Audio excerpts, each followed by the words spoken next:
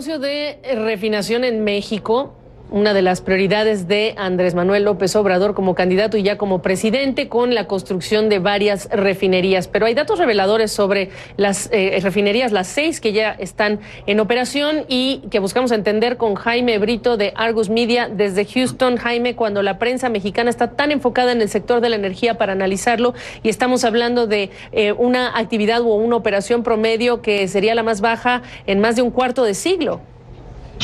Correcto, Gaby, gracias por invitarme. El tema está bastante complicado y tiene repercusiones en todos los sentidos, incluso con lo que pasó recientemente en las últimas semanas con el tema del desabasto.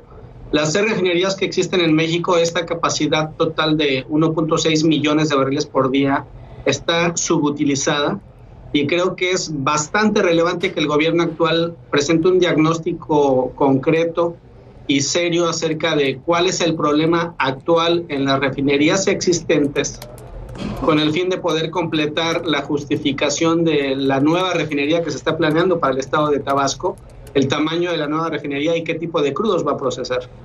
Mi punto es, las refinerías actuales, varias de ellas están prácticamente operando a 0% de utilización. Una refinería promedio en el mundo, aunque tienes una capacidad, digamos, de 100,000 barriles, normalmente la operas entre un 80 y 85, 87% de lleno. Normalmente la operas casi a su capacidad total.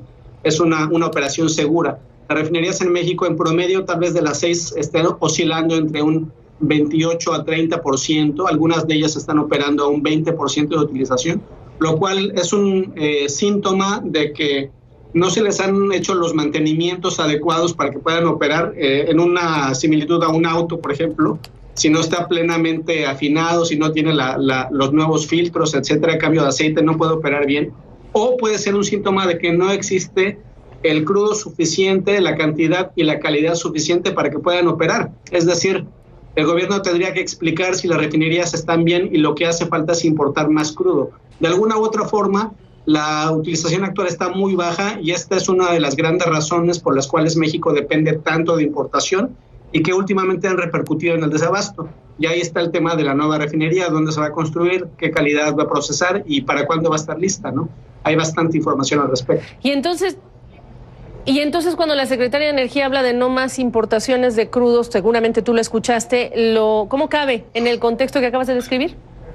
Sinceramente es un contexto bastante complicado de entender. Es decir, entiendo que hay un discurso, una promesa de campaña, un tema a lo mejor que tiene que ver con nacionalismo, de no depender de importaciones, de ser autosuficientes, pero en realidad de aquí al 2024... Pero una cosa es lo que uno queremos y otra cosa es lo que necesita México. Perdón que te interrumpa.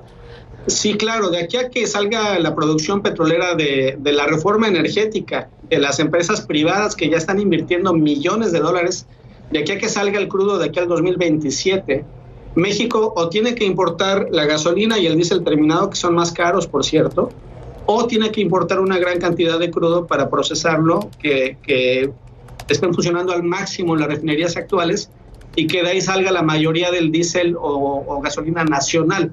No hay forma de dejar de importar petróleo crudo realmente, porque México como tal se ha quedado sin su crudo de calidad más ligera, el crudo tipo Olmeca, y tiene muy poco crudo istmo, que es un crudo medio, de mediana calidad.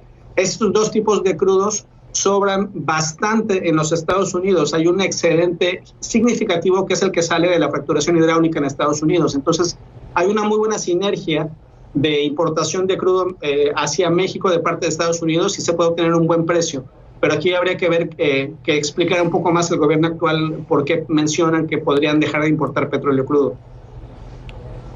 Muchas cosas habría que entender o conseguir más detalles. Jaime, para cerrar, además tienes ya de cuántas refinerías que dijo primero, prometió López Obrador, cuántos proyectos que se pueden pensar como aterrizados, y ya por supuesto que hablemos de la refinería de Tabasco por la multa que ya le impusieron con el asunto del daño ecológico ambiental.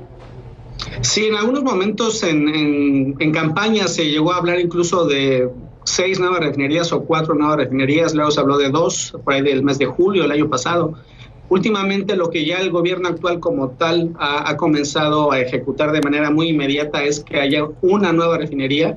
Se está hablando de una capacidad de alrededor de 325,000 barriles por día, que es bastante grande. La refinería más grande de México hoy que tenemos es la de Salina Cruz, de 330,000 barriles por día. Y esta nueva refinería pues ya tiene sus retos, como bien lo mencionas. Ha habido una multa anunciada esta semana para la empresa que estaba aparentemente limpiando varios acres de selva para hacer espacio para esta refinería nueva en Tabasco y que no tenía los permisos actualizados ambientales para poder ejecutar esta labor.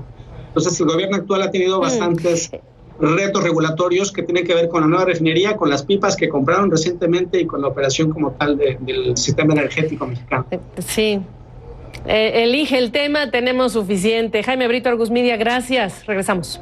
Hasta luego. Gracias.